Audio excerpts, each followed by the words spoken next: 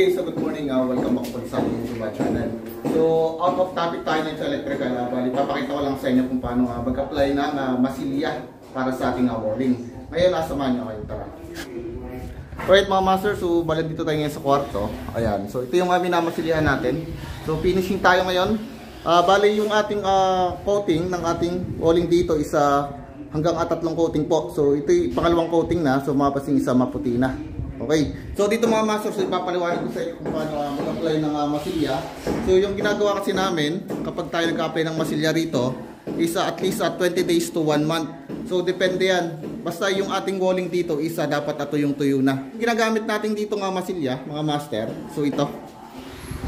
Ayan. So yung ginagamit namin ng masilya, so yung trusted namin na subok na hindi siya nababakbak. So gumagamit kami dito ng kondo na mas type ng masilya natin na skin coat na SK1. Okay. So ngayon gagawin natin dito is ipapahid na po natin dito yung pangatlong coating na. So yung pinakang alas na po. Okay. So kung mapapansin nyo rito yung walling natin sa maputi na. So kailangan patungan pa natin ng isang patong pa para mas lalong maging makinis yung ating giging walling dito. Okay. So ngayon maghahalo muna tayo. Ayan. So yung ginagamit ko rito paleta mga master ayan. So pwede naman tayo rito gumamit ng rodelang bakal, pero ito yung mas preferred kong gamitin kasi dito ako mas sanay. So depende pa rin sa inyo. Then meron lang support itong paleta na maliit para puro sa mga kantuhan natin na maliliit tulad nitong mga ito. Ayan. So yung mga hamba natin. So yan. Diyan ko siya ginagamit itong maliit natin. Pero kapag dito isa itong malaki yung ginagamit natin pang-apply para sa pagpahid ng ating masilya. Okay? So kukuha po na tayo ito ng masilya.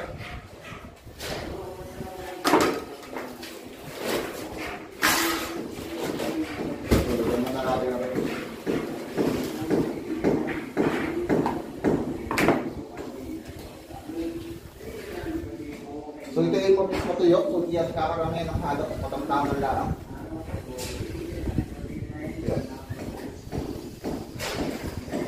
Mga 4 lang muna. Kaya natin mga. Kasi ito mag-soak natin, tumigas. Kaya haluin na natin siya dito. So yung pang-mix lang naman natin dito sa tubig lang yan. Sa tubig lang.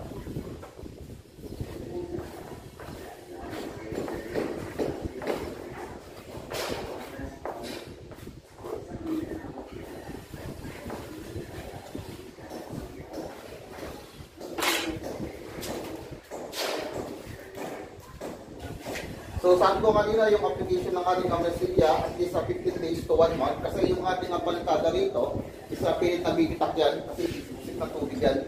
Para once na bumitak na yung ating palitada, so pagpahid ng ating masilya is matatakluban na. So wrapping lang pati yung ating walling dito. So hindi natin siya nilagyan ng puro para pagpahid ng ating masilya is kapit na kapit siya. So, hindi siya babakbak. Yan. So, ano muna natin.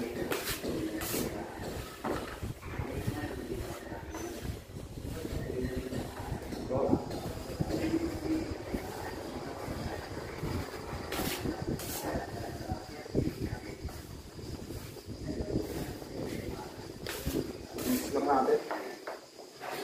Wala ka ng tubig yan.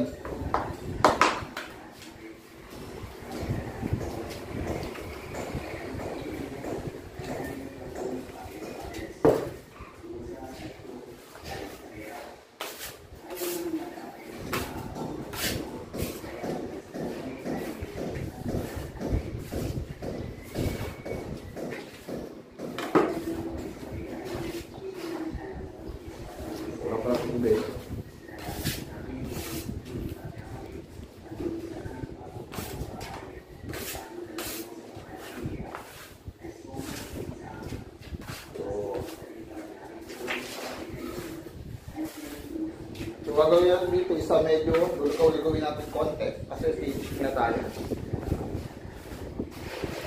Yeah.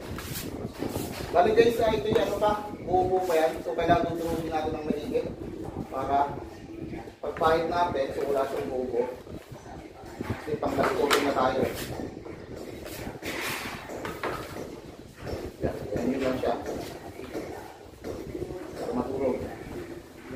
Kung nga sa inyo, may mga ano pa yan, buo pa.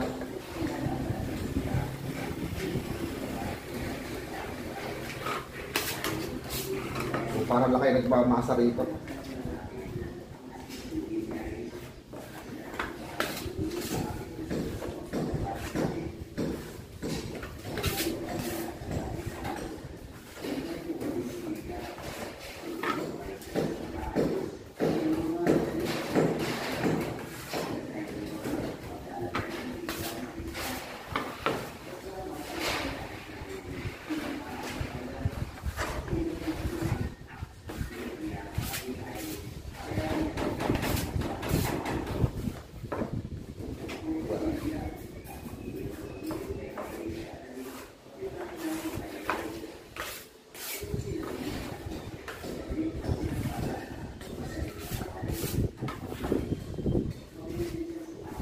Kaya pa rin buo.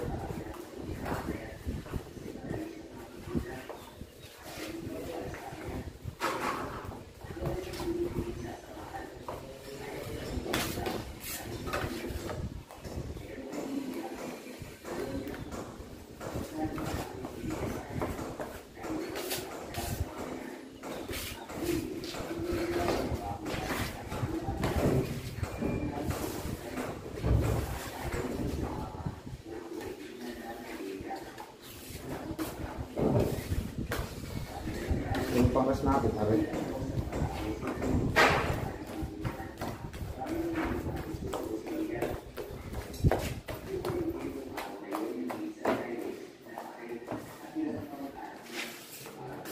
So, ano na siya? Okay na. So, isa pa. Parang wala tagang buo.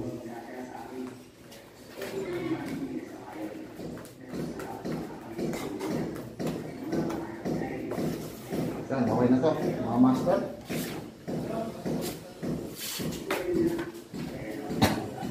So yung unang pahid ng ating masilya rito, mga master, so pataas. Yung una pag-ian, pataas. Yung kalawa pag ganito. Ngayon yung sunod natin isa pataas na ulit para makahid yung ating mga ano rito. Yan, may mga dito rito. Yung mga guwit-guwit pa, so para mataklo ba lang. So baliktaran lang naman. Okay, so doon muna tayo sa taas. So ito na yung final application natin. Ayan.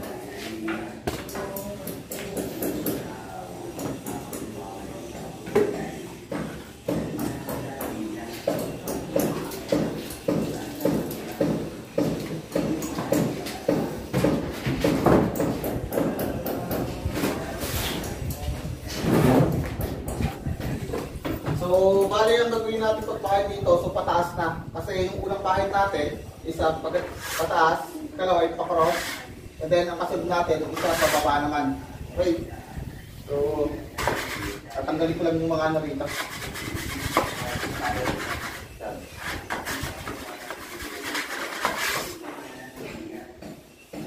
So, sa pagmamasilya mga master, so madali lang yan. Bali pababa yung ating style. So, gagawin natin dito sa pupunduan ko muna. Ito muna unahin natin.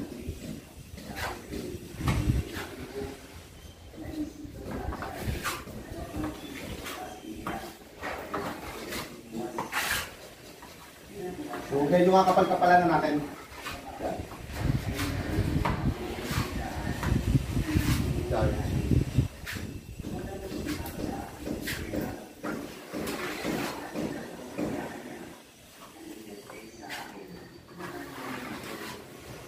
Okay. So, ngayon gagawin natin sa pupunduhan na natin siya. Yan. So, pupundo kayo dito ng ano, ng masilya.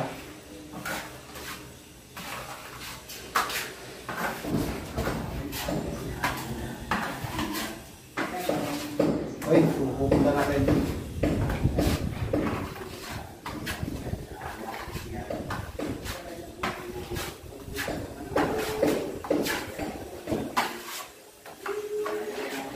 Mga bato-bato, nakagila yan para Ayos yung pagkain natin.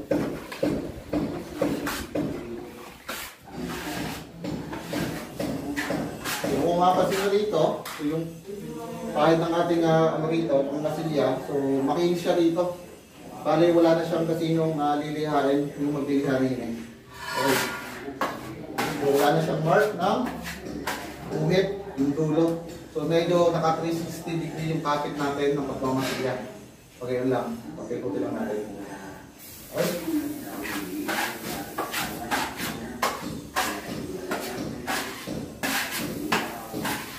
Okay, so third coating na to. Bali, papalihan natin yung bukas. Okay, so lipat muna tayo sa kabila.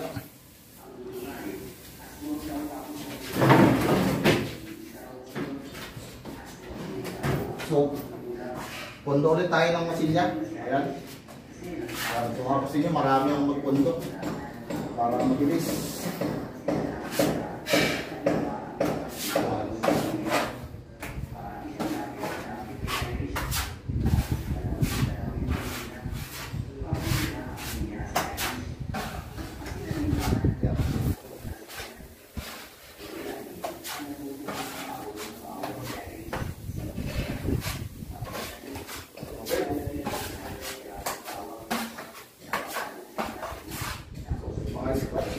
Mga patong na ano. So, sobra. Masama.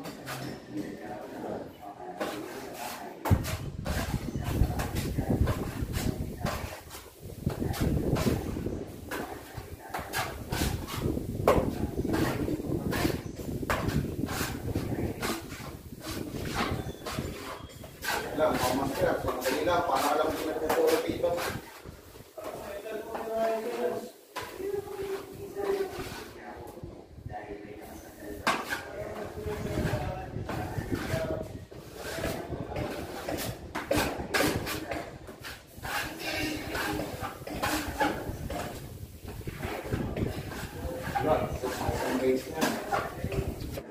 Okay mga master, so bali nakapaghalo ulit tayo. Okay, so apply ulit tayo dito ng masilya.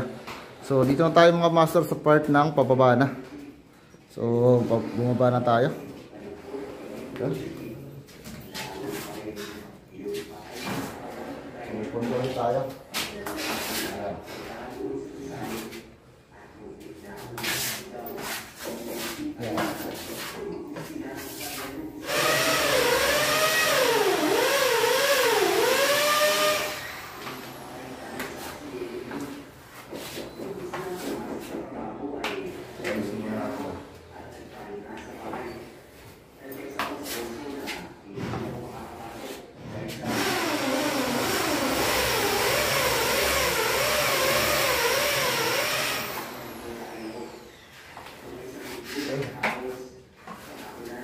Yan, pababa na ulit.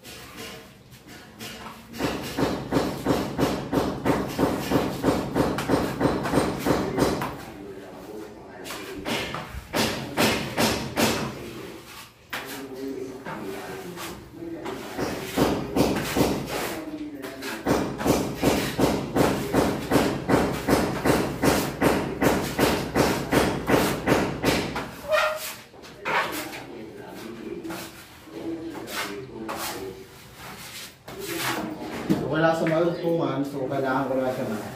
Yalan.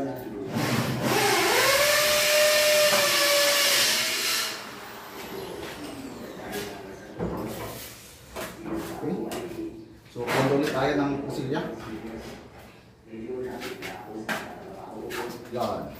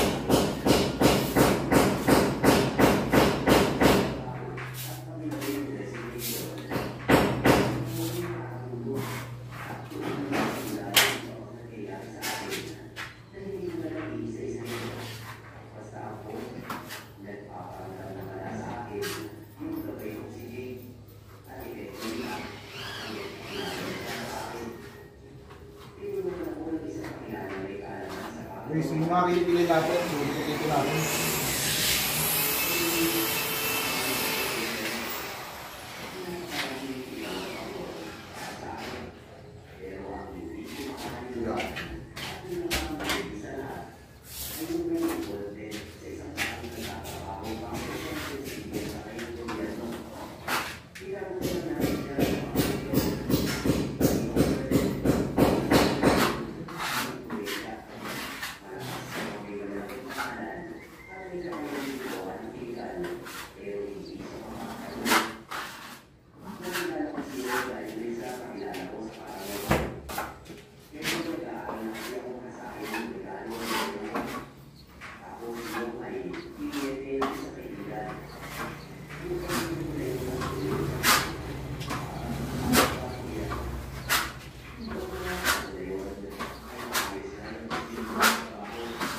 Okay, so tapos na kagad yung ating isang line. So pababa naman tayo. So yun mga master, bali tapos ko na po masilyahan itong sa ating block. Ayan. So makinis na siya mga master. Kung mapapansin nyo. Ayan, so wala na siyang hindi siya. So wala siyang marka ng natin ng paleta. Yung parang kinahig ng pusa. So bali guys, na lang to, lilihain na lang po yan para mapantay na. Okay, so ganyan lang kung paano magmasilya. So hanggang 3 patong lang tayo. Yung 3 patong natin, so ginawa isa ni lambutan ko lang para pagpahid natin isa makinis na. Okay? So yun lang muna mga master, bakit nakita ko lang sa inyo kung paano po magmasilya rito sa ating project. Okay, salamat po.